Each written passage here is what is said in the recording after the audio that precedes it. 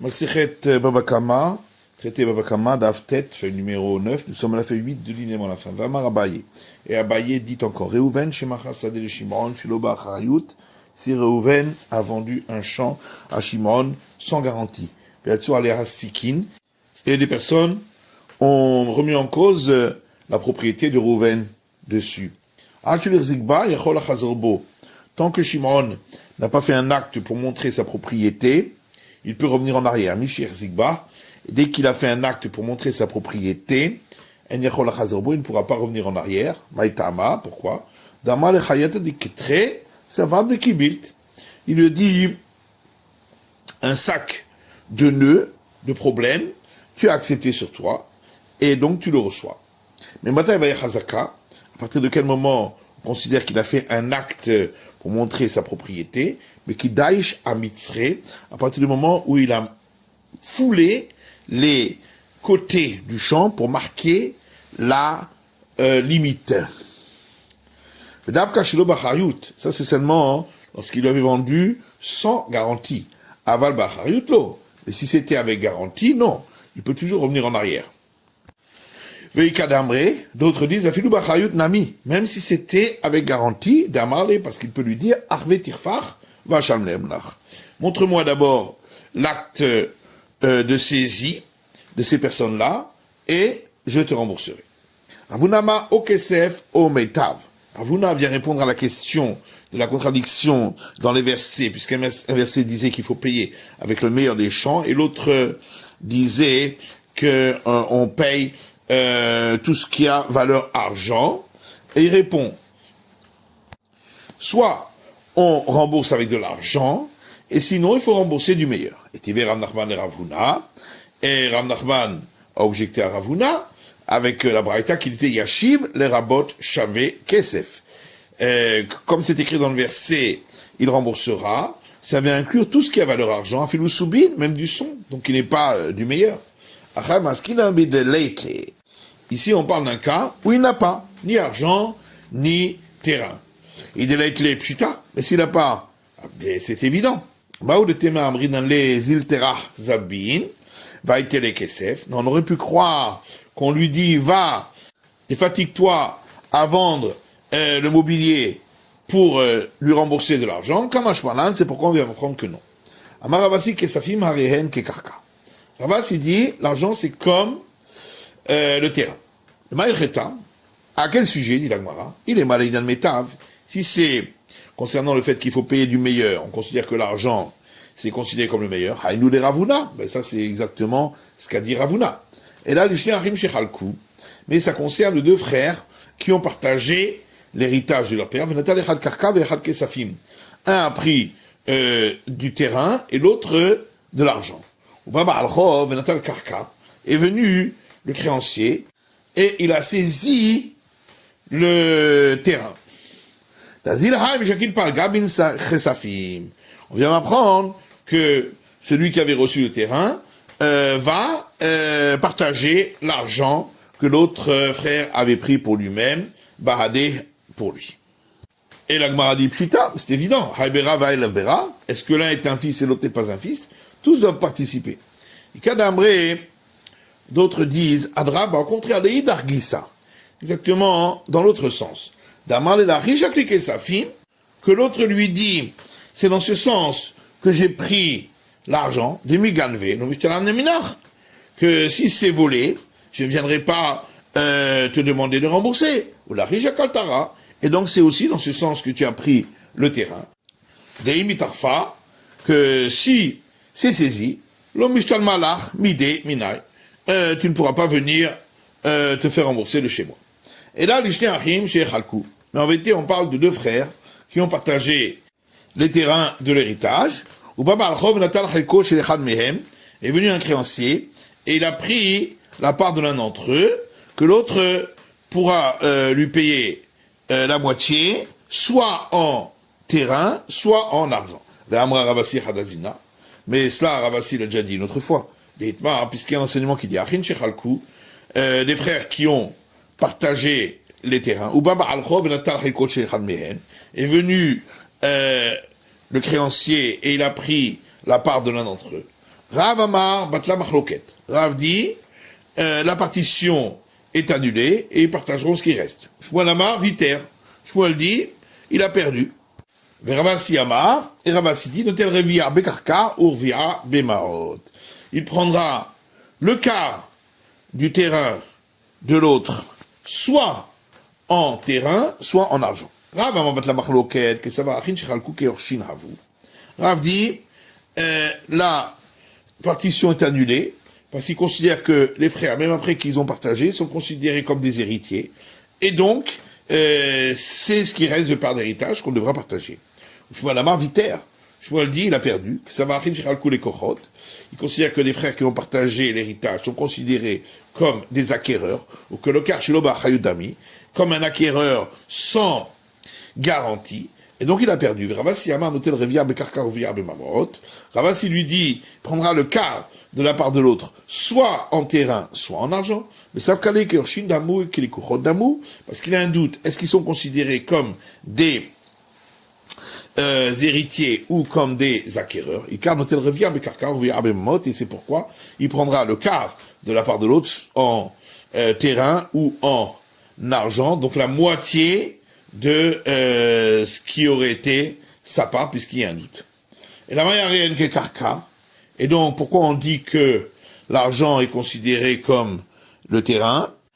L'Arigan Metav, ça concerne le fait qu'il faut payer du meilleur pour dédommagement des dégâts, donc on peut payer en argent. Il y a rien nous les Ravuna, mais alors c'est ce qu'a dit Ravuna. Et Mavchen Amar Ravasi, il faudra dire effectivement, et de même, Ravasi a dit ainsi. Amar Rabizera Amar Ravuna, Rabizera dit au nom de Ravuna, mitzvah ad shelish. Pour l'accomplissement d'un commandement, on va jusqu'au tiers.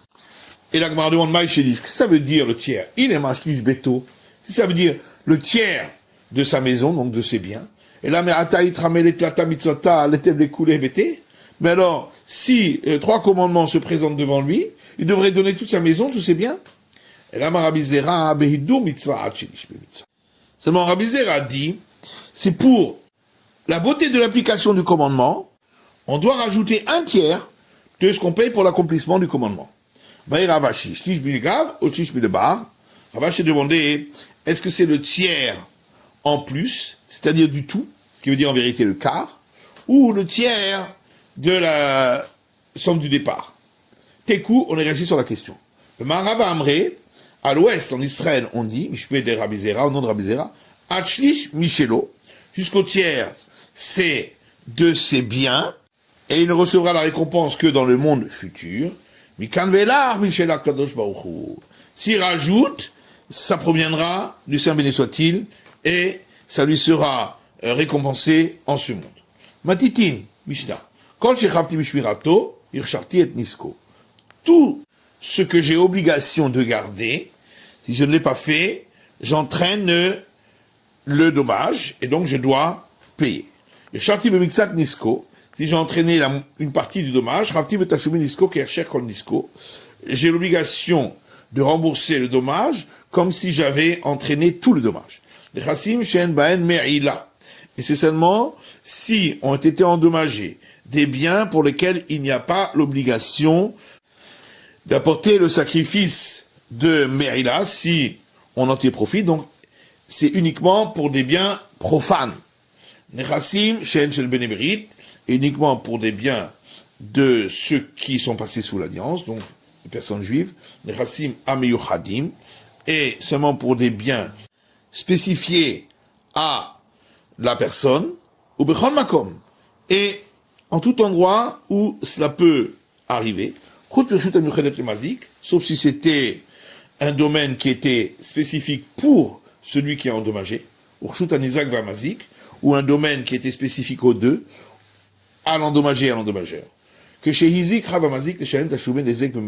et lorsque il y a eu dégâts, celui qui a provoqué le dégât doit payer le dédommagement avec le meilleur de la terre.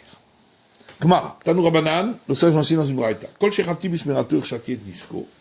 Tout ce que j'ai obligation de garder, si je ne l'ai pas fait, c'est moi qui ai entraîné le dommage. Ketzad, comment ça? Shor ou bor, un taureau et un puits, qu'il a mis entre les mains d'un sourd, d'un fou ou d'un mineur, et ils ont entraîné un dommage, Hayab le Shalem, il doit payer. Ce qui n'est pas le cas pour le feu. De quoi parle-t-on? Il est Mabeshor Kashour ou Bomechoussé, s'il s'agit d'un taureau attaché et d'un puits couvert. Les Katagabe Eish Kachelet. Alors, le cas semblable pour le feu, ce serait une petite braise.